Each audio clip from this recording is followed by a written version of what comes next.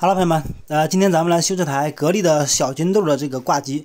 这个机器呢有10多年了，当时是一个非常不错的一款空调。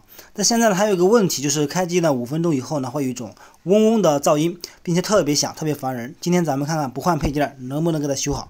像格力这个老空调的话，它这个预热过程是比较长的。现在它已经出风了，但是呢，现在没有明显的噪音。我们等一会儿再看。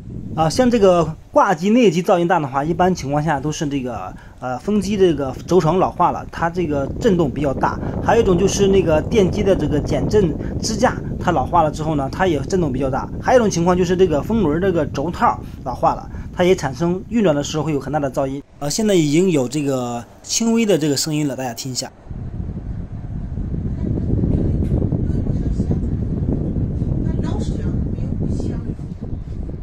现在呢已经开始响了，就这个声音，挺烦人的。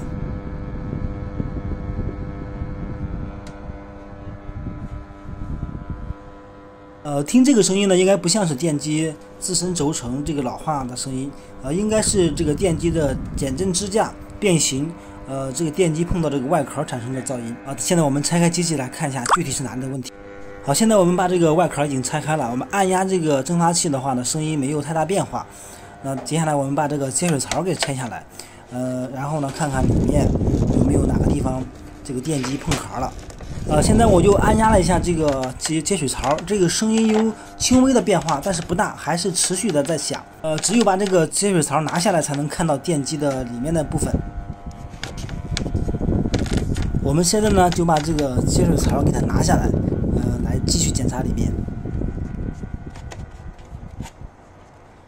刚才呢我搬了一下电机呢，现在声音就没有了，但是没有录到很可惜。现在我跟大家看一下哪里的问题啊，这个就是电机的这个接线端子，这下面的话它跟这个外壳碰到一起了，正常这个地方是再往上面来一点点，它没有碰到这个壳子就这个地方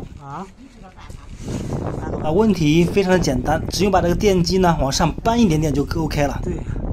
现在呢这台空调呢我们也算是已经修好了，问题呢也很简单，就是动了一下这个电机就修好了。那我们收多少米合适呢？我今天收了80米，用户呢还嫌有点贵了但是呢现在80米真的买不了什么东西的，就是一个手工费。好，大家呢现在听一下，声音已经非常近了。好了，今天的视频到这里，感谢大家观看。